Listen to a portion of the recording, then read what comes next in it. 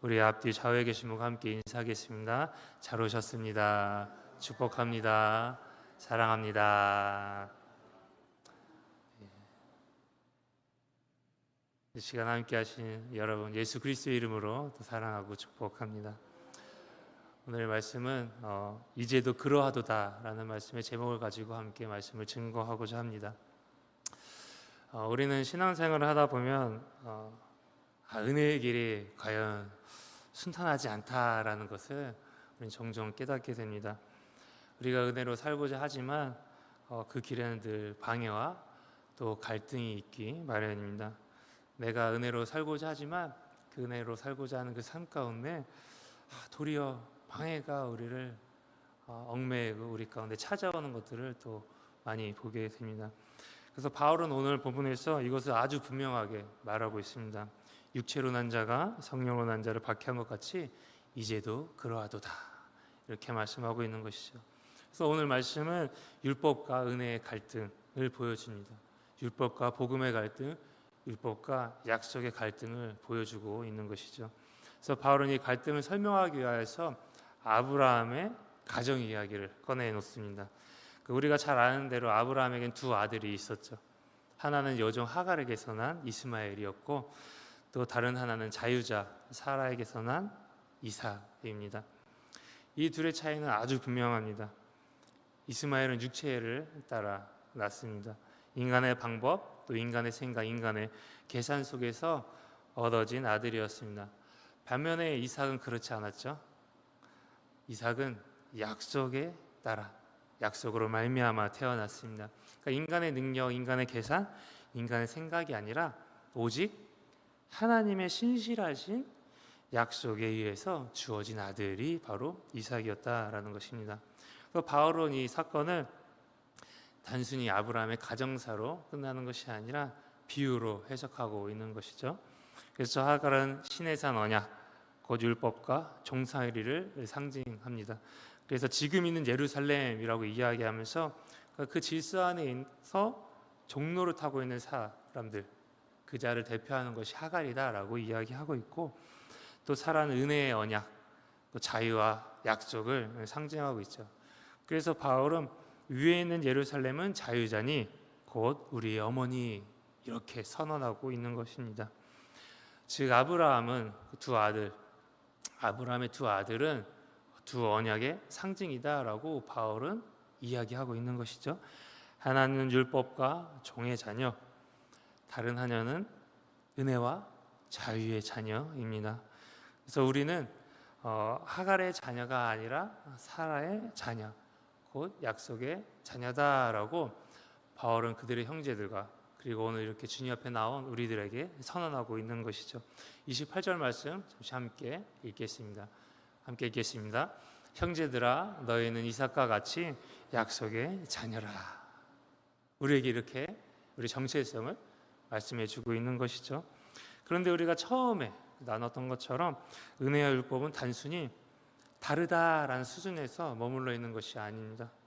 실제로 서로 충돌하게 되는 것이고 또 실제로 갈등이 그 안에 있게 되는 것이죠. 바로 이 점을 강조하면서 바울은 29절에 이렇게 말씀하고 있습니다. 우리 함께 읽겠습니다. 그러나 그때의 육체를 따라 난 자가 성령을 따라 난 자를 박해한 것 같이 이제도 그러하도다. 창세기를 보면 하갈은 임신하자 사라를 멸시했습니다. 그리고 또 이스마엘은 어린 이삭을 조롱했습니다. 그러니까 종이 자유자를 멸시하고 육체로 난 자가 약속으로 난 자를 박해하고 조롱한 것이죠. 그래서 창세기 16장 4절과 21장 9절에 이렇게 기록하고 있습니다. 우리 두 절 말씀 함께 읽겠습니다. 아브라함이 하갈과 동침하였더니 하갈이 임신함에 그가 자기의 임신함을 알고 그의 여주인을 멸시한지라. 사라가 본즉 아브라함의 아들 애굽 여인 하갈의 아들이 이삭을 돌리는지라. 이제도 그러합니다. 율법적 신앙은 은혜의 신앙을 늘 공격합니다. 율법적 신앙은 믿음으로 살아가는 사람을 이해해주지 못합니다. 그래서 오히려 은혜의 복음을 어떻게 하냐면요, 조롱하고 비난하게 됩니다. 나는 이렇게 열심히 했는데, 나는 이렇게 열심히 사는데 저 사람 왜 이렇게 편하게 예수님을 믿을까? 라는 그런 시선으로 우리를 바라보고 또 평가하고 정죄하게 되는 것이죠. 우리 안에 이러한 시선들이 있다라는 것입니다. 근데 세상도 마찬가지입니다. 세상은 은혜의 삶을 조롱합니다. 믿음으로 사는 사람을 세상은 어리석다 이야기하고요, 정직하게 사는 사람, 하나님 안에서 정직함을 위하여서 살아가는 사람들에게 바보라 이야기합니다. 손해보더라도 기도로 살아가고자 하는 그 사람들을 향하여서 미련하다라고 이야기하는 것이죠. 마치 이스마엘이 이삭을 조롱하듯이 그렇게 조롱하고 세상은 약속의 자녀를 조롱하게 되는 것이죠. 그래서 은혜로 우리는 살아가다 보면 때로는 손해보는 것 같은 느낌을 받을 때가 있습니다. 그리고 그것으로 인하여서 우리는 세상으로부터 오해받기도 하고 조롱받기도 합니다. 이러한 것이 교회 안에도 있고 세상 속에서도 있다라는 것입니다. 은혜의 삶은 늘 공격을 받게 되는 것이죠. 그러나 끝은 다릅니다. 하나님은 은혜의 자녀를 끝내 지키시고 높이시고 승리하게 하시더라라는 것이죠. 창세기 16장을 보면 이제 하갈에게 멸시를 받은 사라가 아브라함에 가서 따집니다. 아브라함에게 이제 따지자 아브라함은 하갈의 문제를 사라의 손에 넘기는 장면이 창세기 16장 5절 6절에 나오고 있습니다. 이 두 절 말씀 함께 읽겠습니다. 사라가 아브라함에게 이르되 내가 받는 모욕은 당신이 받아야 옳도다. 내가 나의 여종을 당신의 품에 두었거늘 그가 자기의 임신함을 알고 나를 멸시하니 당신과 나 사이에 여호와께서 판단하시기를 원하노라. 아브라함이 사라에게 이르되 당신의 여종은 당신의 수중에 있으니 당신의 눈에 좋을 대로 그에게 행하라 하매 사라가 하갈을 학대하였더니 하갈이 사라 앞에서 도망하였더라. 사라는 자신이 가지고 있었던 권리를 가지고 그것을 권리를 행사하여서 하갈을 학대합니다. 이 장면을 보면서 깨달은 바가 있다라는 것이죠. 바로 사라가 하갈에 대해서 다스릴 권리가 있다라는 것입니다. 마찬가지로 은혜는 율법을 다스립니다. 바로 이것이 바울이 우리에게 말하고자 하는 핵심 내용입니다. 오늘 본문 30절 말씀 함께 읽겠습니다.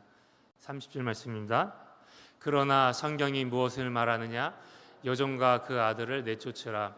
여종의 아들이 자유에 있는 여자의 아들과 더불어 유업을 얻지 못하리라 하였느니라. 아멘. 30절 말씀은 이제 이스마엘이 이삭을 놀리는 모습을 사라가 보게 되고 또 그 모습을 보고 이제 사라가 아브라함에게 요구하는 장면을 사도 바울이 인용한 말씀입니다. 그러니까 이 말씀은 단순히 가족 문제 해결책이 아니라 율법과 은혜의 본질적 관계를 보여주고 있는 바울의 선언이다라는 것이죠. 그러니까 율법과 은혜는 함께 기업을 얻을 수 없다.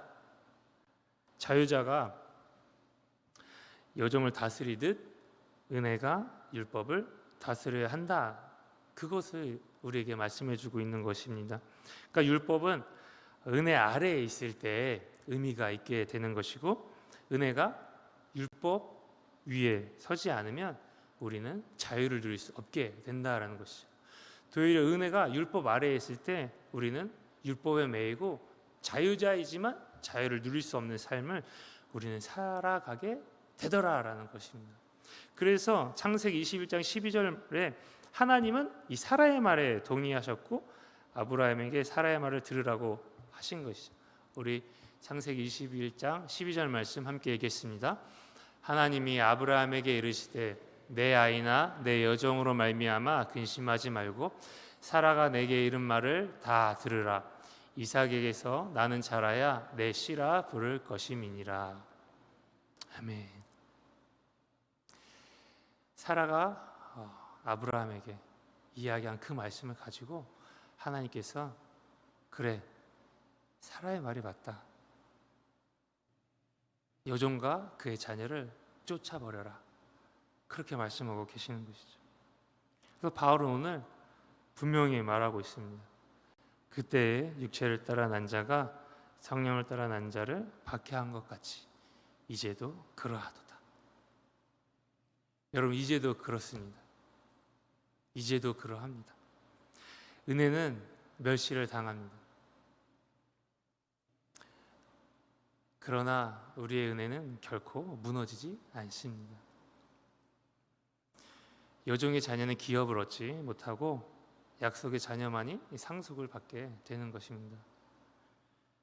결국 은혜가 율법을 다스리고 은혜가 승리하게 되는 것입니다. 이것을 바울이 우리에게 던져주고 전해주고 있는 말씀이다라는 것입니다. 바울은 마지막으로 우리의 신분을 이렇게 선언하고 있습니다. 31절 말씀입니다. 함께 읽겠습니다. 그런즉 형제들아, 우리는 여종의 자녀가 아니요 자유 있는 여자의 자녀리라. 아멘. 우리는 여종의 자녀가 아니라 자유 있는 여자의 자녀입니다. 우리는 종의 신분으로 살아가는 자가 아니라 자유자의 신분으로 살아가는 자입니다. 우리는 율법 아래 있는 자가 아니라 은혜 아래 있는 자입니다. 율법은 더 이상 우리 위에 군림하지 못하고 우리를 얽매이는 있는 것이 아니라 오히려 은혜 아래 우리가 다스려야 될 것이고, 우리가 율법을 은혜로서 다스릴 때, 은혜의 삶을 살아가면서 율법을 행할 때 우리는 온전한 하나님의 뜻을 우리는 살아낼 수 있게 되는 것이죠. 율법 안에 있는 그 하나님의 사랑을 우리는 경험할 수 있게 되고 그 뜻을 헤아릴 수 있고 우리는 그렇게 살아갈 수 있게 되더라라는 것입니다. 그것이 바울이 우리에게 이야기하고 있는 것입니다. 그러므로 다시 종의 멍에를 매지 말고 은혜 안에서 자유와 기쁨을 누려라. 그것을 바울은 우리에게 말씀하고 있는 것입니다. 결국 승리하는 것은 율법이 아니라 은혜다라는 것이죠. 우리의 힘이 아니라 바로 하나님의 약속입니다. 율법이 아니라 하나님의 약속이 결국은 승리하게 되는 것입니다. 약속대로 주어진 성령 안에서 약속대로 주어진 그 은혜를 누릴 때 우리의 삶은 결코 패배하지 않는다라는 것입니다. 교회 안에서, 세상에서 우리를 비난하고 비판하는 소리가 커질 수 있어요.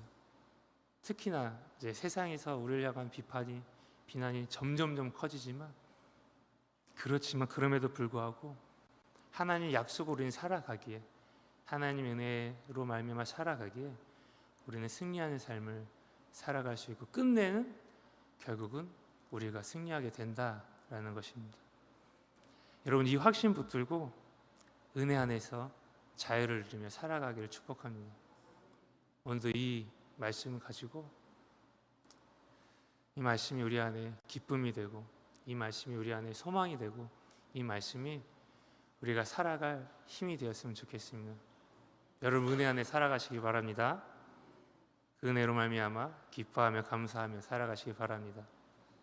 우리 함께 이 시간 기도하겠습니다. 오늘 말씀 붙들고 은혜 안에서 우리 승리하는 삶을 살아가는 우리의 삶이 되게 해달라고, 우리의 가정과 교회의 부흥을 위하여서, 또 담임 목사님께서 안식월의 시간을 보내고 계신데 그 시간을 위해서, 또 우리 교회 안에 JDTS, 알파코스, 실버스쿨 등 교회 안에서 진행되는 교육과 훈련과 많은 행사들을 위하여서, 특별히 우리가 주님께 올려드리는 모든 예배를 위하여서, 그리고 다음 세대, 또 둔촌동 시대가 활짝 열리도록, 또 포레온 아파트 1만 2천 세대가 전도될 수 있도록 그 영혼들을 위하여서 우리 각자의 제목, 기도 제목을 놓고 우리 주의 이름 3번 간절히 부르고 함께 기도하시겠습니다. 주여, 주여.